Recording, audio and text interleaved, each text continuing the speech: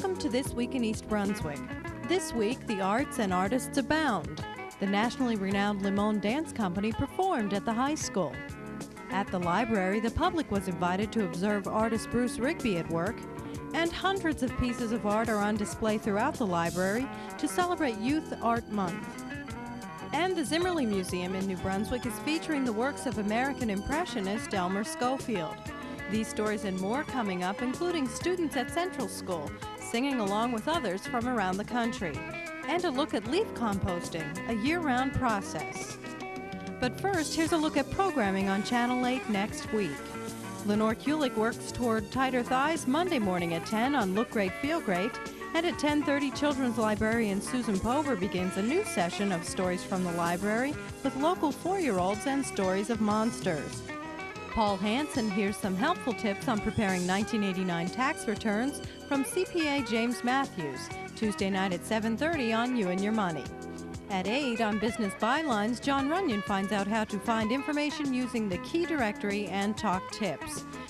Wednesday night at 7:30, Spotlight on Education focuses on how school libraries are incorporating curriculum in their collections. And at 8 Wednesday night, Stuart Davis visits the New York Sports Club to investigate teen fitness. That's on 18, Growing Up in East Brunswick.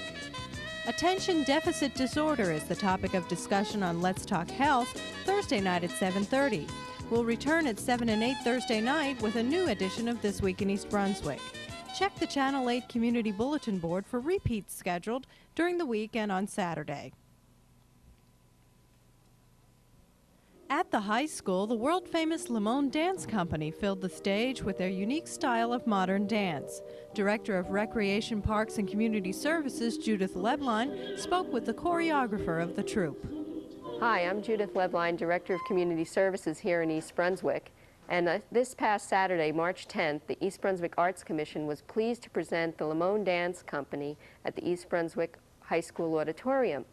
We were very fortunate to have a premiere dance featured by Limon Dance Company, Tanza Leader, and we had an opportunity to speak with the choreographer, Annabelle Gamson. I understand that this evening was the first performance for your dance, Tanza Leader? Well, it's not the first performance of my dance, it's the first performance for the Limon Company doing my dance. Oh, well, you must be thrilled. What do you think of the performance? I thought it was very good. It was exceptional for a first performance. I found it to be different with each piece. It was very joyous and very fluid, and then very quiet and serious. Meditative. Yes. Now, the costumes were also beautiful. I understand that Martha Yoshida provided the costumes or did the design. Martha Yoshida made the first costumes, and these are copies of that very They're just so fluid with the piece. Yes, and the colors are so beautiful. Really make the piece. That's true. Music by Brahms.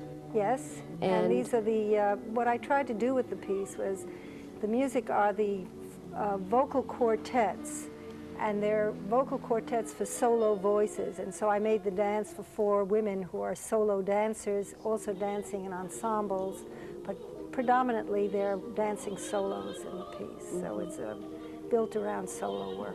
How does it feel for you to create something and then to see it happen on stage and see people enjoying? What does that feel? Well, it's very gratifying when you have such a fine cast as this, and it was wonderful working with the Limon dancers. They're very seasoned artists. 2 of the women have worked with me before, both Bambi Anderson and Roxanne Dorleon-Juste have worked with me in my company when I first premiered the piece. So the 2 pieces that they're dancing were made for them. And the other 2 dancers, Nina Watt and Carla Maxwell, have learned pieces that I have made for other people, but they've taken them on very beautifully, and they're bringing themselves to it. Each solo piece was beautiful, and then the ensemble equally as beautiful. Well, thank you. We're so happy to have you with us here tonight. Thanks so much. Thank you. Thank you.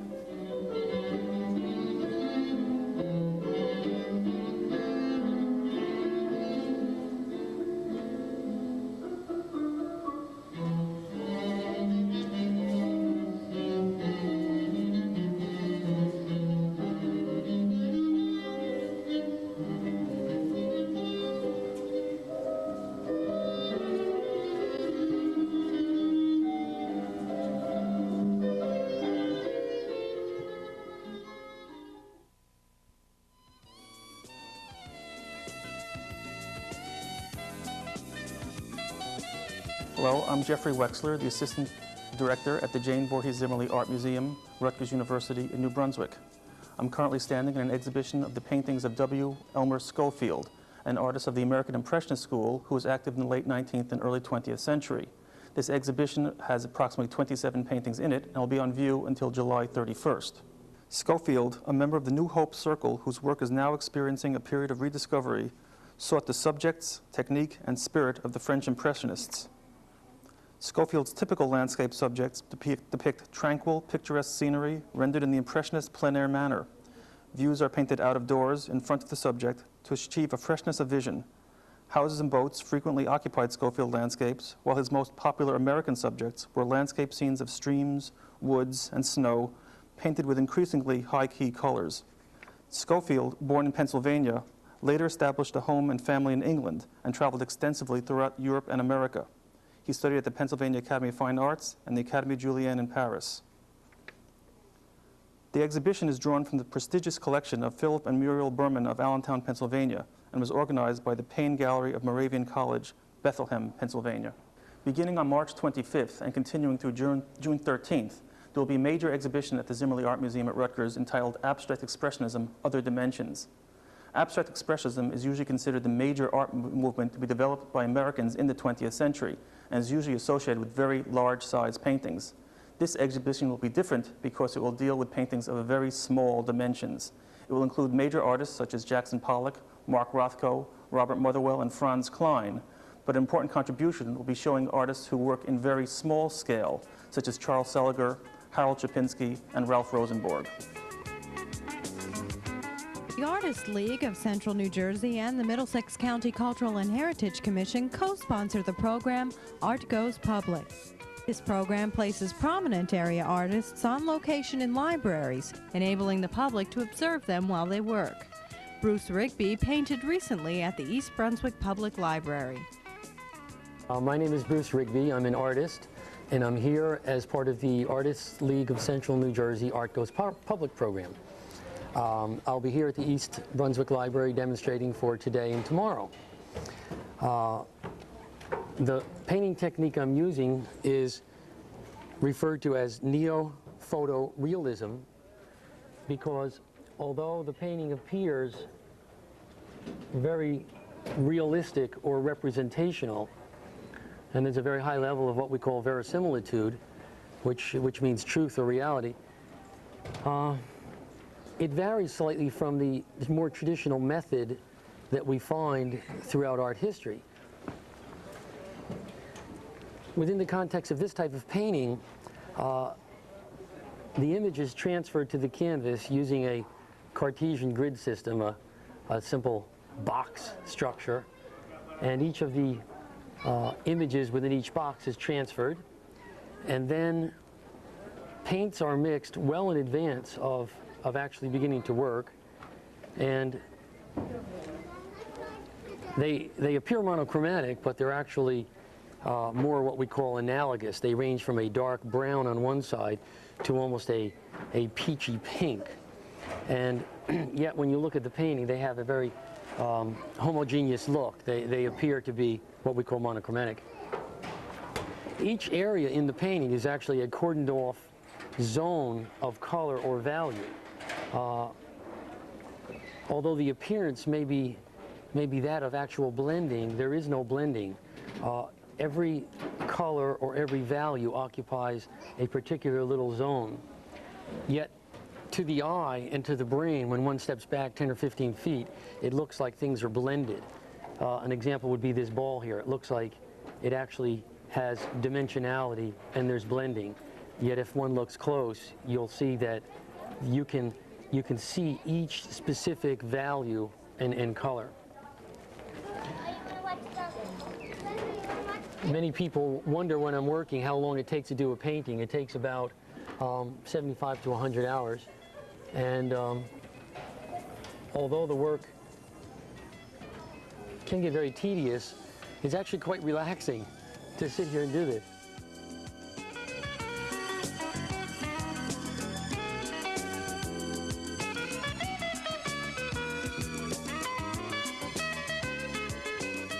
Also at the library, East Brunswick Public Schools Director of Community Relations, Amy Fisher, caught up with Ken Koppel, the Supervisor of Art and Humanities, to find out about the current Youth Art Month display. Hi, I'm Amy Fisher, and I'm the Director of Community Relations for the school system. Today, I'm in the East Brunswick Public Library with Ken Koppel, our Supervisor of Art. Hi, Ken. Hi, Amy. This is the start of our art exhibit, our annual Youth Art Month exhibit. Could you tell us about it? Yes, we have a great show up this year, as we do every year, and it's beginning March 1st, as you know, and we're going to show elementary school work from March 1st through March 19th, and then we'll have a second show of elementary school work until April 5th. Beginning on April 5th, we have Churchill School and the high school, so that will be a secondary show. You have so much art that it couldn't all be squeezed into 1 month, right? That's right, we have to divide it into 3 sections this year. What are some of the kinds of art that will be shown? We have just about all kinds of art. We have the ceramics, and we have sculpture, and we have paper mache and weaving and large group pieces this year. I think it'll be interesting to see the large-scale drawings that the students have done. They've done replicas of famous art masterpieces and applique and a whole bunch of things. Really interesting show, very colorful.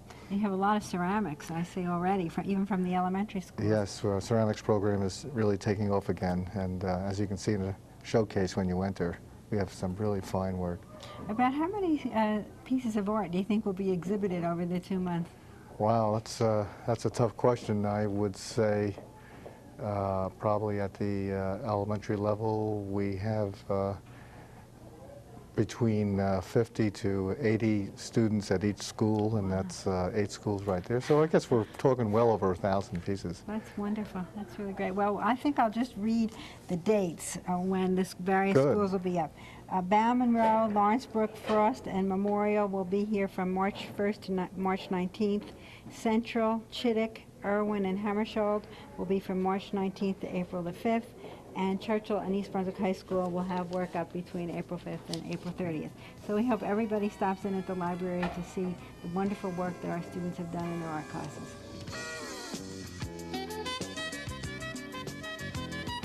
Hi, I'm Karen Burke, manager of the Division of Recreation for East Brunswick Township, and with me today is Jim Musicowski, program coordinator for a Recreation Friday night program for developmentally disabled, mentally and emotionally challenged adults. Now that's a mouthful, Jim. We're very happy to be here to show you that we've had a joint venture between the township and the foundation to bring adults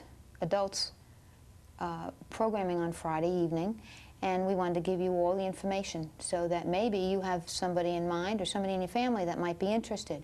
Jim, why don't you tell us a little bit about the program, and then we'll go into some particulars like registration and how to get in contact and find out more information. The program provides a variety of age-appropriate entertainment and recreation for developmentally disabled adults, people who are mentally and physically challenged, and we run a program every Friday night, and the foundation has gone in with the township to ensure that the program will be of a high quality and continue on an ongoing basis. Mm-hmm. So we're real happy to be a program as part of recreation. Mm-hmm. Well, we're happy too. Some of the ways in which you can find out about the program are you can call the Division of Recreation offices at 390-6797 Monday through Friday from 8 o'clock in the morning till 5 p.m. And if it's after that time, you can leave a message on our tape and we'll get back to you, or you can reach Mr. Musicowski. And Jim, what's your number? My number is 521-4104, and you can always leave a message. I'll be glad to get back to you as soon as possible. Okay.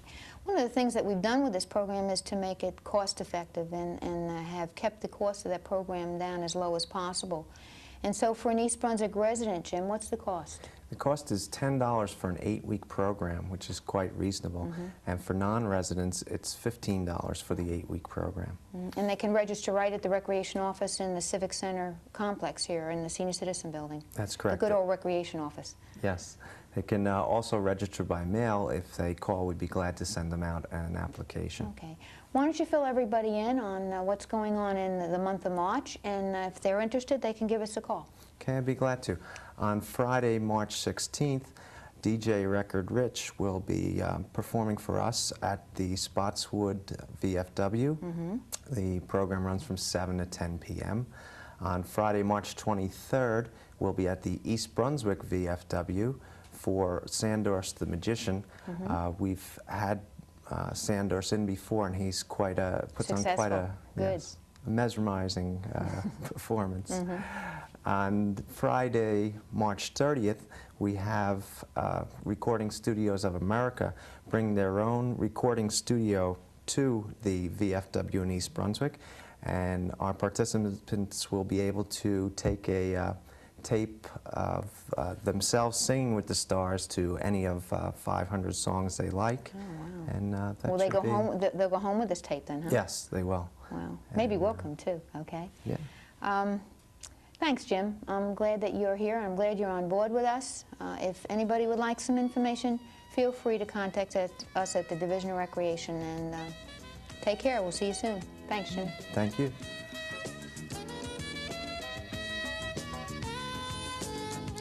Welcome. I'm Doug Halverson, Director of Consultation and Education for the Middlesex County Mental Health Clinic in Old Bridge.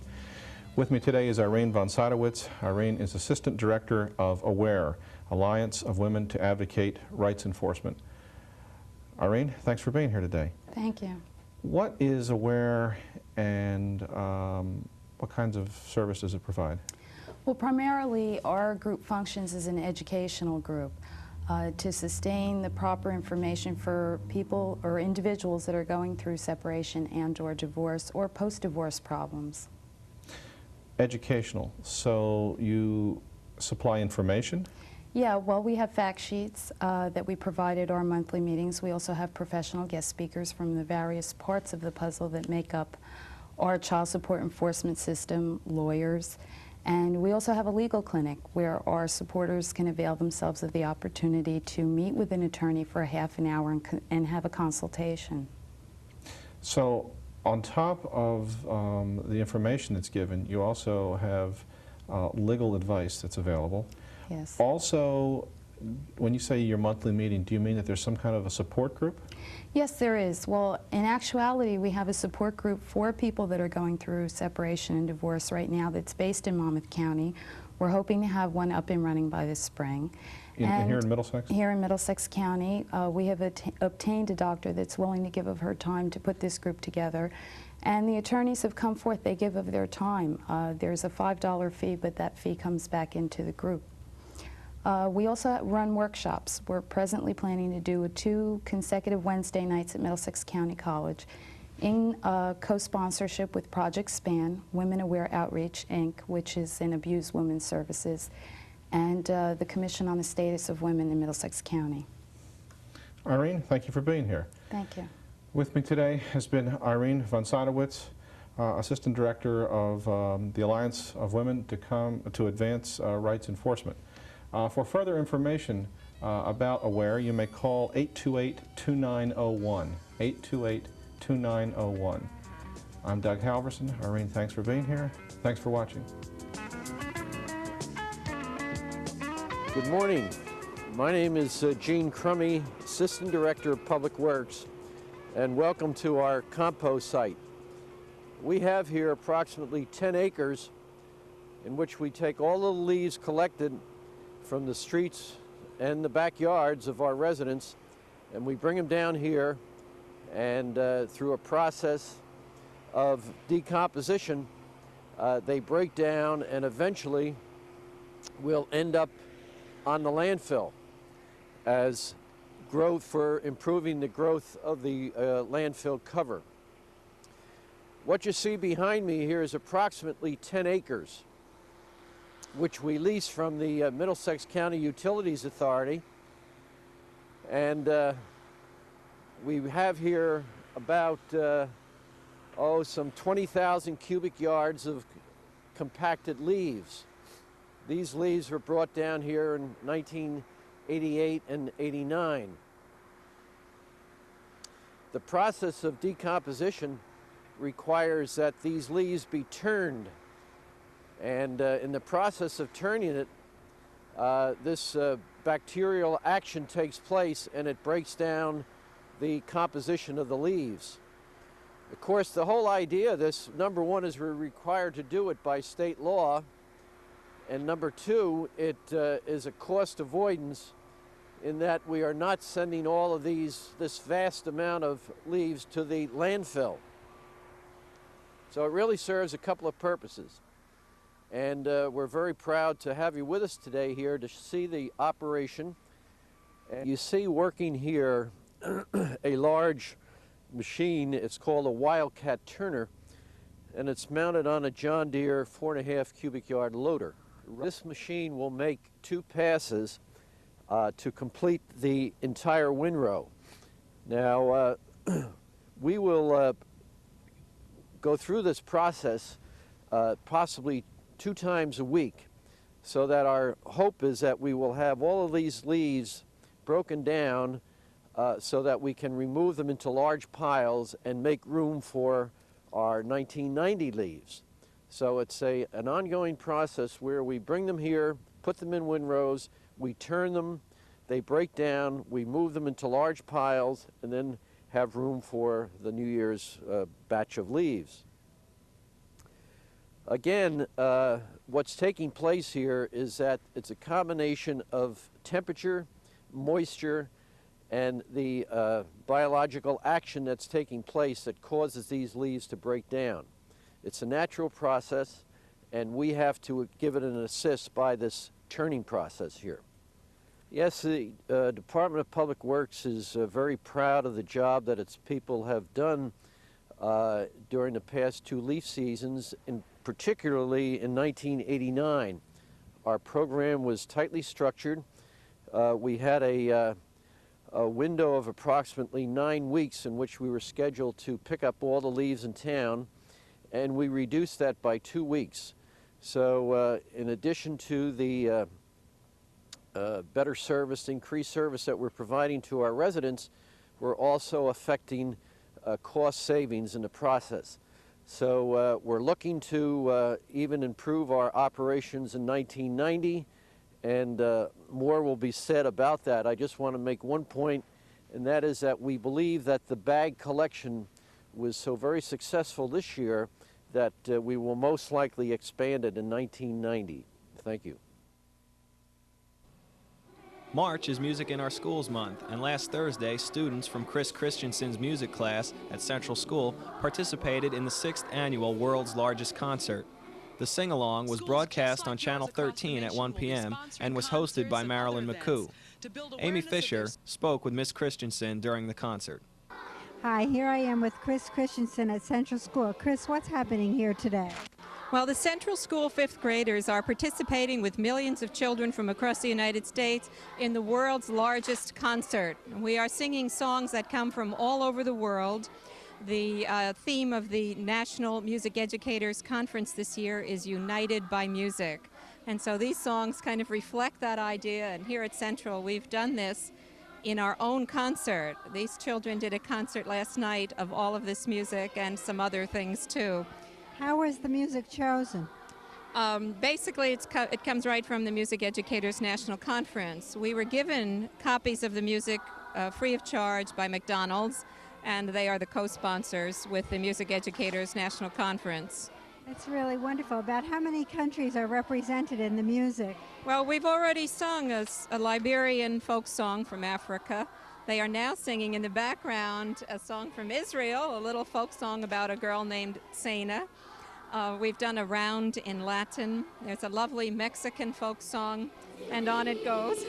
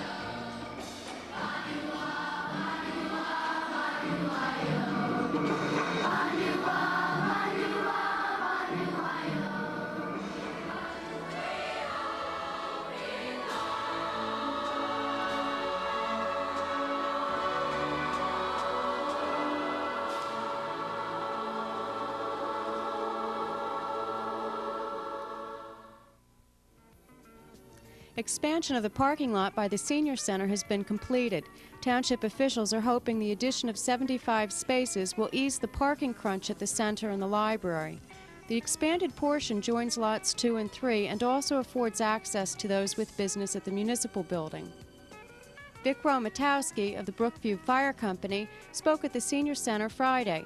He brought home his advice on fire safety with stories from his years of experience as a firefighter. Citizens, 2 people from our office, very recently, within the last year. One's a mom. She's making breakfast for her kids. Okay, she had a robe on.